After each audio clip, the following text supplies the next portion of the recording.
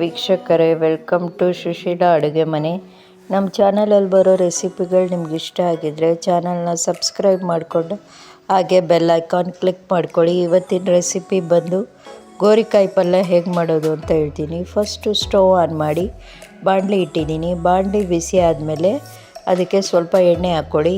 ಎಣ್ಣೆ ಕಾಯ್ದಾದ್ಮೇಲೆ ಸಾಸಿವೆ ಸಿಡಿದಾದ್ಮೇಲೆ ಅರಿಶಿಣ, ಇಂಗು ಮತ್ತು ಹಸಿಮೆಣಸಿನ್ಕಾಯಿ, ಈರುಳ್ಳಿ, ಕರ್ಬೇವಿನ ಸೊಪ್ಪು ಇವೆಲ್ಲ ಹಾಕ್ಕೊಂಡು ಫ್ರೈ ಮಾಡ್ಕೊಳ್ಳಿ. ಜೊತೆಗೆ ಸ್ವಲ್ಪ ಸಾಲ್ಟ್ ಹಾಕ್ಕೊಂಡು ಫ್ರೈ ಮಾಡ್ಕೊತಾ ಇದ್ದೀನಿ. ನೆಕ್ಸ್ಟು ಇಲ್ಲಿ ಗೋರಿಕಾಯಿನ ಉಪ್ಪು ಹಾಕಿ ಬೇಯಿಸ್ಕೊಂಡಿದ್ದೀನಿ.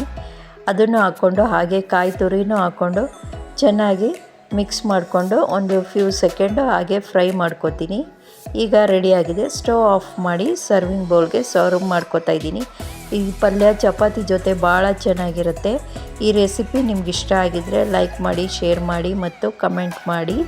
ಚಾನಲ್ನ ಸಬ್ಸ್ಕ್ರೈಬ್ ಮಾಡ್ಕೊಳ್ಳಿ. Thank you for watching.